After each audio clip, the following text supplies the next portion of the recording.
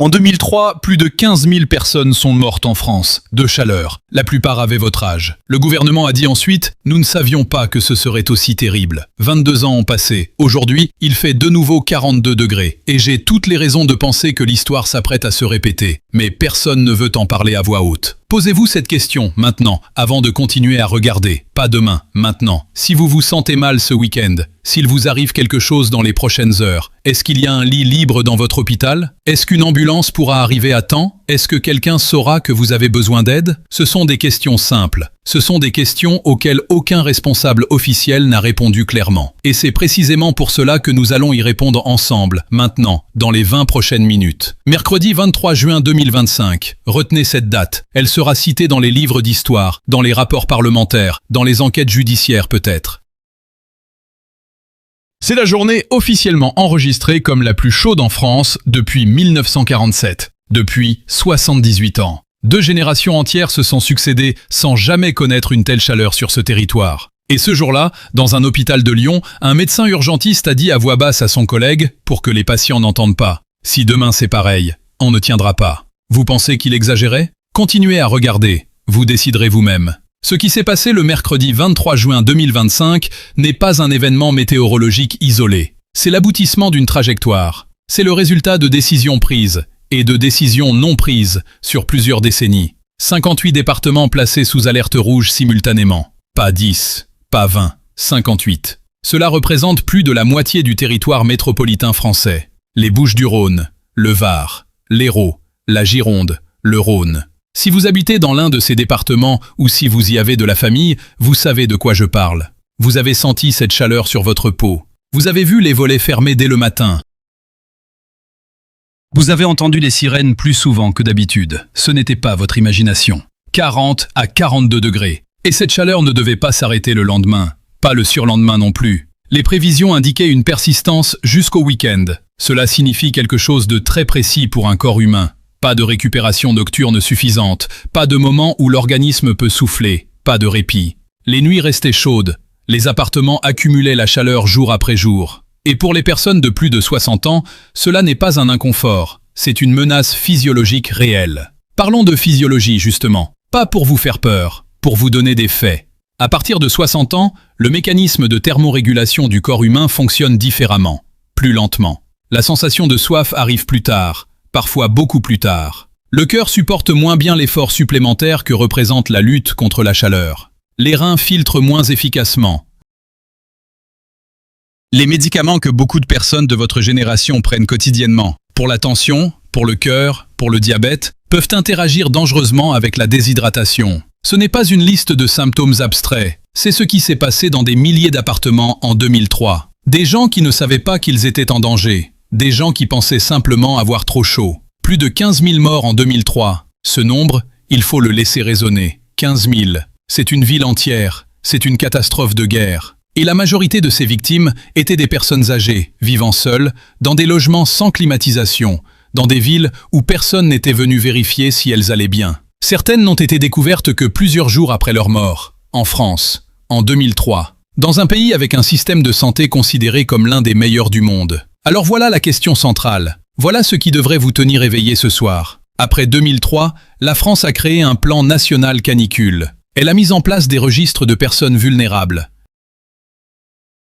Elle a adopté des protocoles d'alerte. Elle a promis que cela ne se reproduirait plus. C'était il y a 22 ans. Et le mercredi 23 juin 2025, avec 58 départements sous alerte rouge et 42 degrés au thermomètre, l'Armée du Salut a lancé l'opération Chaleur Solidaire pour aller distribuer de l'eau aux personnes âgées isolées. L'Armée du Salut, une organisation caritative, des bénévoles, dans un pays qui dépense des centaines de milliards d'euros par an en dépenses publiques. Prenez un moment pour laisser cela s'installer. Je ne dis pas que l'Armée du Salut fait mal son travail. Je dis exactement le contraire. Ces bénévoles font un travail admirable, humain, concret. Mais la question que je pose est différente. Pourquoi est-ce à eux de faire ce travail? Où sont les services sociaux municipaux? Où sont les conseils départementaux, financés par vos impôts, dont la mission première est précisément de protéger les populations vulnérables? Où sont les agents qui devaient tenir à jour les registres des personnes isolées et les contacter en priorité lors d'une alerte rouge? Posez-vous cette question. pas pour être en colère, pour comprendre ce qui fonctionne et ce qui ne fonctionne pas dans le système qui est censé vous protéger. Revenons au mercredi 23 juin 2025. Cette date doit sonner comme une alarme. Parce que la chaleur n'est pas tombée du ciel sans prévenir. Météo France avait émis ses premières alertes plusieurs jours avant. Les autorités savaient. Le passage à l'alerte rouge pour 58 départements simultanément ne s'est pas fait en une nuit. Il y avait du temps. Du temps pour préparer, pour mobiliser, pour anticiper. La question n'est donc pas de savoir si l'État a été surpris. La question est de savoir ce qu'il a fait du temps qu'il avait. Voici ce qui se passe dans un hôpital français en période de canicule. En juillet et en août, une partie significative du personnel médical est en congé. C'est normal, c'est humain, c'est légitime. Mais cela signifie que les services fonctionnent avec un effectif réduit. Des postes ne sont pas pourvus. Des infirmières assurent seules des charges de travail qui nécessiteraient 2 personnes. Des médecins font des gardes plus longues. Et c'est précisément à ce moment-là, quand le système tourne au ralenti, que la vague de chaleur arrive et envoie aux urgences des dizaines, puis des centaines de patients supplémentaires. Des personnes âgées déshydratées, des victimes de coups de chaleur, des insuffisances cardiaques déclenchées par l'effort thermique, des chutes provoquées par des malaises. Le système qui était déjà sous tension se retrouve en situation de surcharge. Et c'est là que les décisions deviennent impossibles. C'est là que le médecin urgentiste de Lyon a dit à voix basse « Si demain c'est pareil, on ne tiendra pas ». Imaginez maintenant que vous êtes ce patient. Vous vous sentez mal. Il est 15 heures, il fait 42 degrés dehors et 38 dans votre appartement. Vous composez le 15. La ligne est occupée, ou vous attendez. Vous attendez plusieurs minutes. La voix qui vous répond est professionnelle mais pressée, il y a beaucoup d'appels ce jour-là. L'ambulance est envoyée, mais les équipes sont mobilisées sur d'autres interventions simultanées. Vous attendez encore. Quand vous arrivez aux urgences, la salle d'attente est pleine.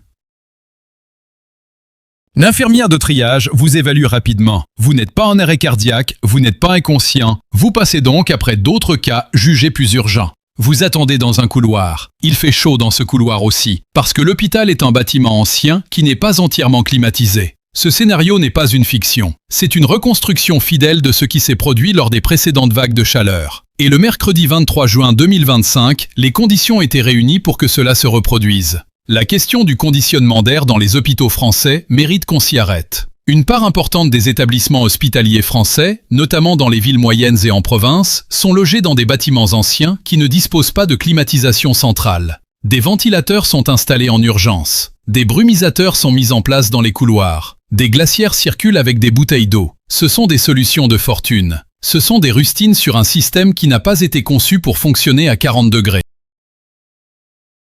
Et pourtant, le changement climatique, officiellement reconnu par l'État français comme la cause directe de l'intensification des vagues de chaleur, était prévisible depuis 20 ans. 20 ans pendant lesquels des décisions d'investissement dans les infrastructures hospitalières auraient pu être prises différemment. 20 ans pendant lesquels on aurait pu construire, rénover, équiper. La question n'est pas technique, elle est politique. Parlons de politique, justement. Pas de parti, pas de nom, mais de système. Depuis 2010, le système de santé français a subi des politiques d'économie successives. Réduction du nombre de lits, fermeture de services dans les hôpitaux de proximité, rationalisation des effectifs. Ces décisions ont été prises par des gouvernements de sensibilités différentes. Elles ont été documentées dans des rapports de la Cour des comptes. Elles ont été dénoncées par les syndicats de médecins et d'infirmières. Elles ont été signalées dans des avis d'experts en santé publique. Et elles ont continué. Parce que dans un cycle politique de 5 ans, la réduction des dépenses de santé produit des économies visibles immédiatement, tandis que les conséquences d'une infrastructure hospitalière insuffisante se manifestent lors de la prochaine crise, qui arrivera peut-être sous le gouvernement suivant. C'est ce que j'appelle l'incompatibilité entre le temps politique et le temps de la protection des populations. Après 2003, une commission a été créée, un plan a été adopté, des promesses ont été faites. Après la canicule de 2019, à nouveau des déclarations, des engagements, des ajustements du plan. Après 2022, idem. Et maintenant nous sommes le mercredi 23 juin 2025 et 58 départements sont sous alerte rouge et l'armée du salut distribue de l'eau aux personnes âgées. Je ne dis pas que rien n'a changé depuis 2003. Je dis que ce qui a changé n'a pas été suffisant. Et la différence entre ces deux affirmations est une question de vie ou de mort, littéralement.